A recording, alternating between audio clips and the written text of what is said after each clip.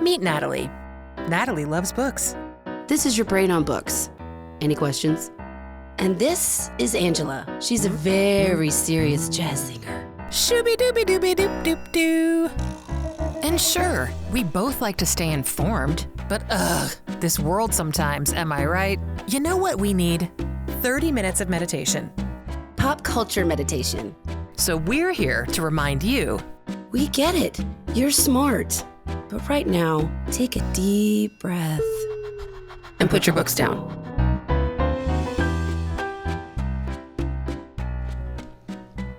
Put your books down. Take one. Action. Action, Jackson. I gotta get me one of these. Me too. I need one for the house. Just when I'm being dramatic, so Me I can same. pull it out and be like, you know what? And scene. Exactly. That's what I want to do. That's exactly what I need it for. Oh my gosh, 100%. All right, you're gonna kick her off. Okay. Hi. Hello. Hi, Angela. Hi, everybody. Hello. Welcome to Little Rock. Thank you. So nice to be here. It is so nice that you came for a visit. I know. Very grateful. Yes. How are you? Well, I got up at 5 a.m. Went to bed at 12:45 last night. So got on an early flight. Went to the airport. Realized I forgot my credit card. Had to go back home. Yep. It was almost a divorce. Yeah. But we got through it. Yeah. But anyway, I got here and I'm here. I'm here now. You're so here. I'm good. I'm a little tired. I'm not gonna lie. Little Rock. We're very fortunate. I mean, I'm using that loosely. Yeah. That the airport's 10 minutes away. Yes. Like yes. you can. It was very it's close. Just really close. Absolutely. From Little Rock. So. Yes. I've had many a monkey dance on the way to have to turn around and go get something and do whatever, like stuff like that. But it's easier for us. But Yeah. I know you're really tired, but I'm a trooper because You we're are a together, trooper. and Yeah. we were like, we're together. We need to do a couple of pods. we got to do a couple pods. That's what we have to do. So what we have to we're do. live. This is like we're always live, but this is exciting because we're in Right. the same room together. Yeah. So we get to just like have a We're conversation. sitting on the floor by a table Yeah. Leaning against the At my couch. Airbnb. at Angel's Airbnb. And Angel's having some Blanc de Blanc. Blanc de Blanc, baby, brut, And floraison. I'm having a classy Yeti cup with tequila and soda, and with my Patagonia. I'm really vibing out this Patagonia vibe. I love today. it. I love that Really doing vintage that. Patagonia. It's vintage. Is it from like the 80s? You think like 85? I think it's early 90s. Okay, yeah, that does I got look it early from 90s. Our friend Alex Flanders' Crying Weasel. vintage a while ago. Anyway. Cryingweasel.com. Yeah. Is that what it is? I think I don't so. know. I don't want to give out the wrong number. I mean, web address. I think that's right. All right. Anyway. So, Natalie, tell us what we're talking about today, because this is a. It's almost Christmas, everybody. We swear to you that we're almost done with Christmas themed movies This just and kind whatnot. of popped up, and it had to be. We had to do this, and well, I'll just give you some backstory. Yeah. You know the story, ish. Okay, I don't know if I know the story. Well, it was like 2 weekends ago, like 2 Sundays ago. Scottsville is not. There's no Christmas music. There's no Christmas decorations until after Thanksgiving. Oh yeah. Or Christmas movies. Now, I don't care about decorations. I love music and the movies. Right. Okay. So it was a Sunday, and we weren't recording that day, so I had this time I could watch a movie with him in the afternoon, in the 4 o'clock. Anyway, and he was like, well, we can watch a Christmas movie. I was like, oh my God. I go, well, I'll give you 3 to pick from. Yeah. And one was Misery. Yeah. Because there's snow. That's a Christmas movie. There's snow. Well, there's snow. Then by that, then it should be The Shining. Should also be a Christmas movie. But I didn't want to watch that. If he had picked it, I would have been like, yeah, golly, right. I wasn't in the mood. It was Misery and Elf and A Christmas Story. Yeah. So, and then when I told him that I hadn't seen A Christmas Story since I was 5 years old. Yeah. So it's been 35 years since I've seen that movie because that movie scared me so much. It scared you? Oh, we have so much to unpack. Oh my gosh. It did scare me, and I watched it again, and it was as if, and it was fun for Scott because it was like watching it with someone who'd never seen it. Because I remembered, the tongue on the pole, and Right. I remember little bits of what had scared me, but I have not seen it in entirety. I had no idea what was happening or what was coming. I knew about the lamp. I knew about the like iconic type stuff, Right. But I didn't remember the ending. I didn't remember most of this movie, and I have so much mixed anxiety and trauma from this terrifying, albeit comedic gold. This is I can't remember another movie that I feel so complicated about, because while it's still absolutely terrifying to me, Mm-hmm. and we'll get into the nitty gritty, I was like, it's really funny and it's really well written, and that little actor Ralphie just really stole the show, and we need to get really into it. Now, Okay. was this always one of your favorite Christmas movies? No, it was never one of my favorites. I, in fact, like many things we've talked about on the podcast, I don't remember like having this be a mainstay or a staple of my life at all. And in fact, I've watched it, a handful of times. I've probably watched it every year, but I never really paid that close attention to it. It's like kind of on, and there's just like that narrative going on, and like there's the Daisy rifle, whatever it's called. Well, thing. I had like my phone down. I didn't look at my phone, except to text you like some parts that were happening. Okay, so my initial reaction to this, I mean, everybody knows the Christmas story, right? We don't need to set it up for people. They know. So, okay. yeah. So my initial reaction to this is this movie is, it's fine.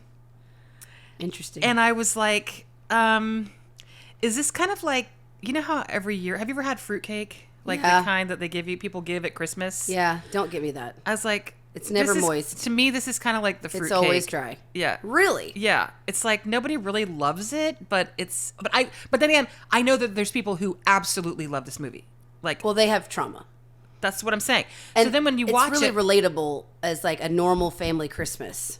Like, right? Like, these are kind of things that I guess these people are kind of insane. No, they're not kind of insane. I mean, dad first of all, insane. The dad, you're supposed to think that this 80-year-old man is 30. Yeah. Okay, and there's like it's not. And Scott said that since it was supposed to take place in 1940, that everybody looked older back then. I'm like, well, the mom doesn't. Okay. No. And no. So it's pre-World War II. Yes. Or So it's during World War II. Oh God. Okay. So yeah, I don't want to go totally Grinch on this. I can Grinch out on it, but I think also I laughed really hard but the reason I laughed, like, this movie is like reminded me of how I feel. Actually, I figured it out. It reminds me of the way I feel about American Psycho. Okay. Now, I love American Psycho. Right. I think it's brilliantly hilarious, right. but it's also really scary. Yeah. Like, I get that, okay. But that's how I feel about him. This is exactly how I feel about scary. A Christmas Story is scary, but funny. Explain to me why you think it's scary. I can specifically. How much time do you have? I've got plenty. You told me, listeners, when I asked Natalie if she wanted to do the Christmas Story, she goes, "I could basically write an essay on it." So, Natalie, I'd like to hear your book report right now. So, well, without summarizing the movie for everybody, I don't know if that's necessary. I'm just going to pull out some really standout. Yes. Well, the reason I was scared of it from the beginning, and now having rewatched it, I can tell you all the reasons. Okay. But the ones I remembered was how scary the bullies were. Yeah. Okay. Mm-hmm. And that was scary. And then the visiting Santa. Uh-huh. Like how they're kicking these kids down the slide and throwing them down the slide, and the elf is terrifying, and Santa's mean, and like the line's crazy, right.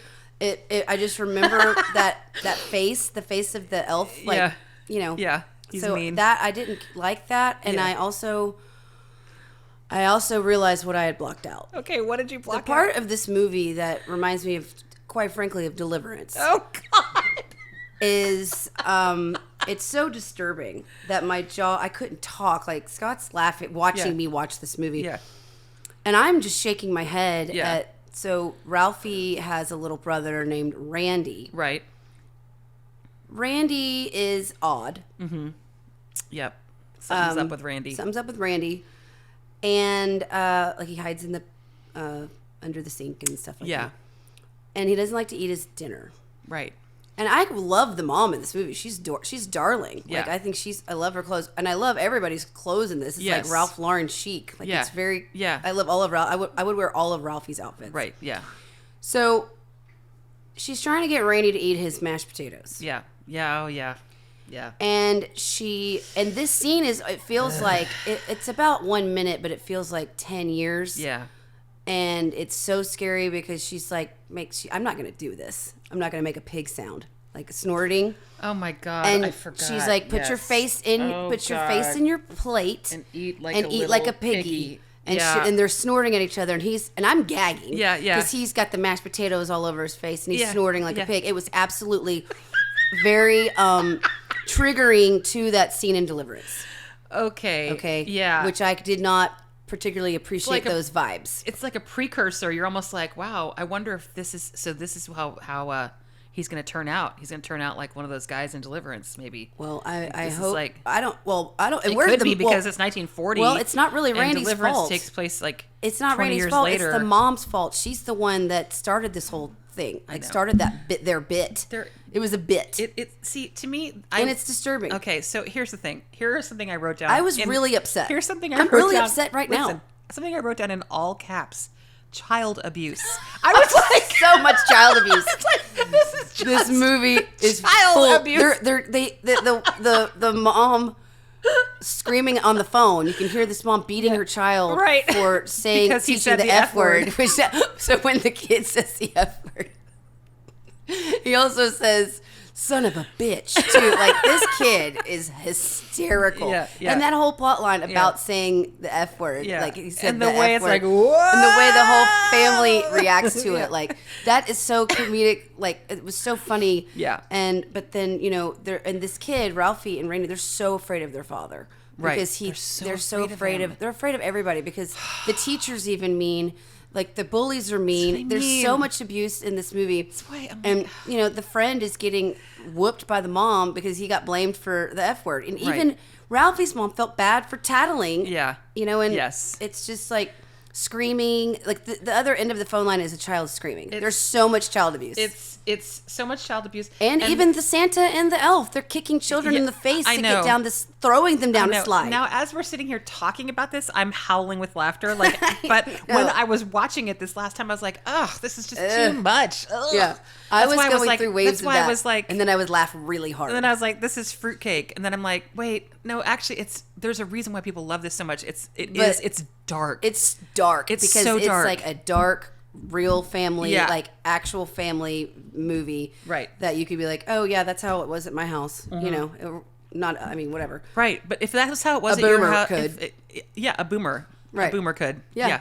For sure. Maybe it was. No, they are realistic. Boomers. Well, they are boomers because this is like 1940. It's a very realistic story in that way, and also that this dad wins this leg lamp. The leg lamp. Now, I want to believe that he's obsessed with it because it was a prize. Right. Because he won this crossword puzzle or some puzzle, and he was just really proud of his prize. Right. The wife's mortified. Yeah. Right? Yeah. And he's so proud of it. He's so proud of it, but it's disgusting. It's but also hilarious. It's hilarious. It's kitschy. So that's the thing. I'm like, kitschy. In real, like she's mortified by it. Yeah. But I love that it's his prize that he got for this. Like, and this movie is from what year? Like 85. Like 83. What a smart Christmas movie. Like honestly, think about the writing in this movie. I know. It's really smart. It is smart. And this movie is hilarious. It's just super fucked up. Yeah. Like super duper. Yeah. And it is terrifying.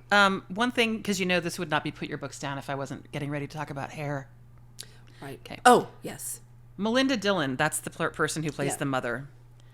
Her hair in this film looks like she just went down to the Vidal Sassoon and got a perm and some layers put in. And I want it. And it's adorable, but it is not period. It's not 1940. It is not period appropriate. No. And I'm like, why is everybody else like so in the time period out and she's from 1984? Yeah. I was she's like, current. What is that? Her like, clothes that does were not current. work for me. Her clothes were current. Her hair was current. It was so odd to me. They just didn't follow through with her character development. Or maybe she wanted, I can't understand that Her hair at looked all. way too good. I know. I was like, what is this? It's like... And then the teacher. Let's talk about the teacher.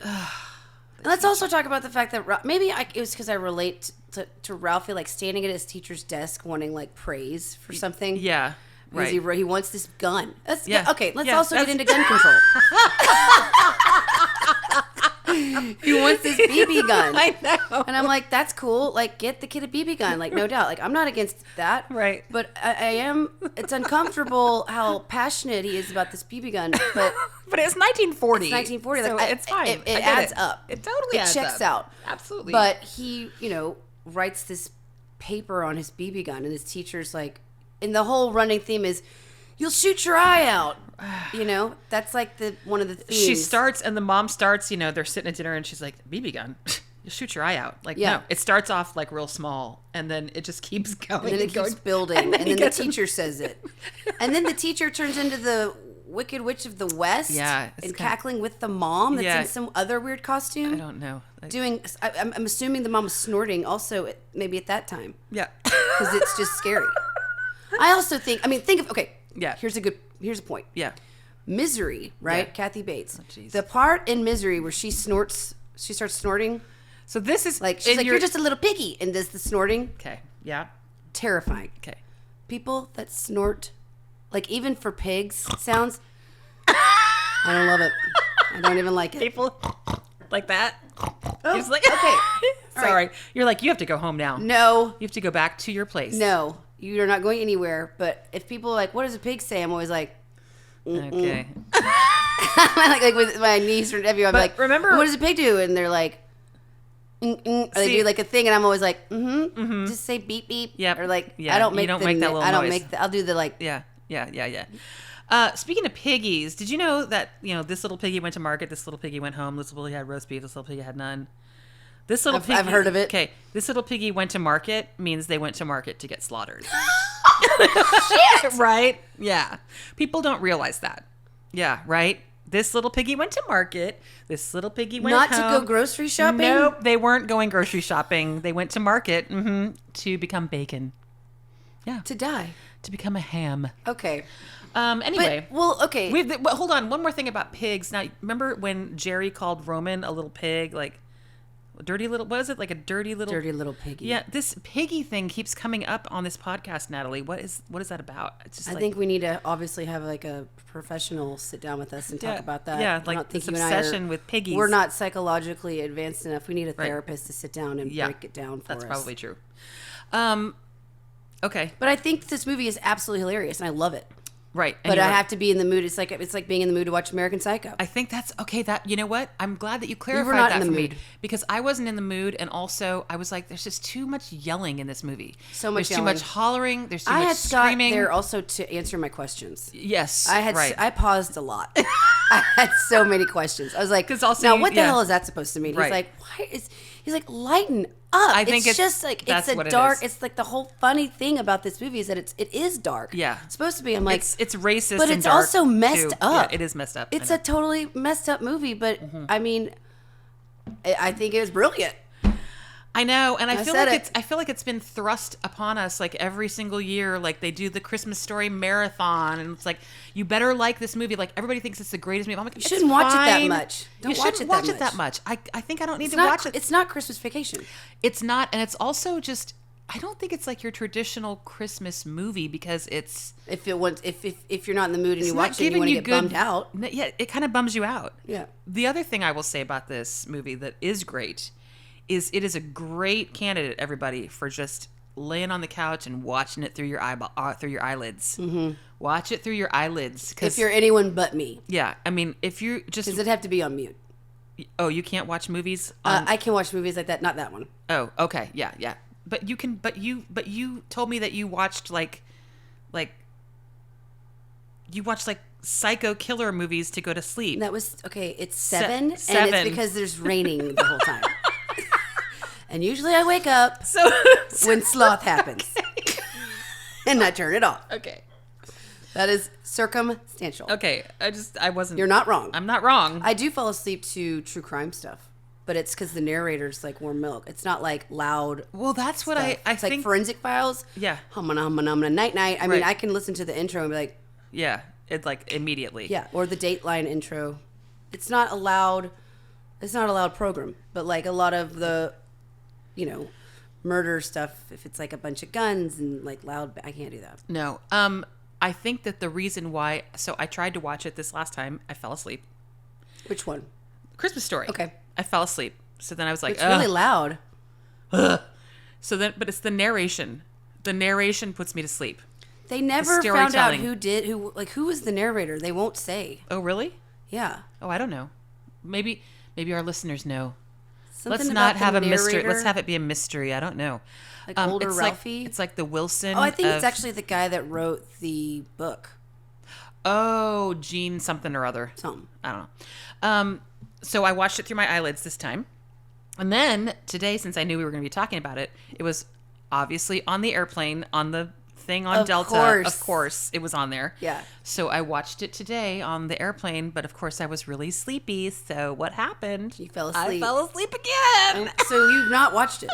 I haven't watched like completely all So the you don't way. remember the piggy scene. I do remember it from other times of watching Do it. you remember the end? I don't remember the end because I keep sleeping through it, and so you have to remind me what the end is. Well, he accidentally.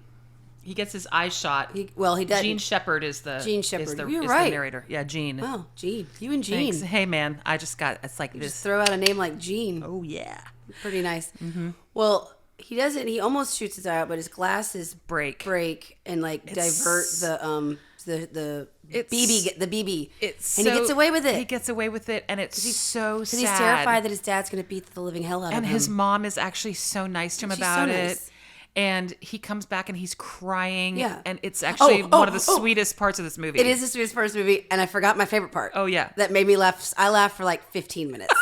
The part where he goes AWOL on the bully. Oh, yeah, And yeah, he yeah, starts yeah. beating him. And the scene, it's like Will Ferrell, Saturday Night Live overkill. Like when they like overpunch. Yeah. And they Yeah. just keep going and Yeah. going. I mean, Yeah. this kid went full ham on this yeah. bully. And there's blood going everywhere. Yeah. And then his mom had to pull him off. And I was like, this is funny. Yeah. So I love like they extended that scene to be it was like, most of the scenes would be like 2 seconds. No, it was like 2 minutes Yes. of Ralphie attacking this kid. And it him- was like he just like had enough. Yes. And this kid's screaming. It's more screaming. Yeah. But you're so happy about it. And then you just start laughing. And then at one point I was like, woo, woo, woo. Yeah. I mean, I was like, Yeah. get him, get him, Yeah. But that part, I was like, I looked at Scott. I was like, this movie's funny. Yeah. I was like, this is a good movie.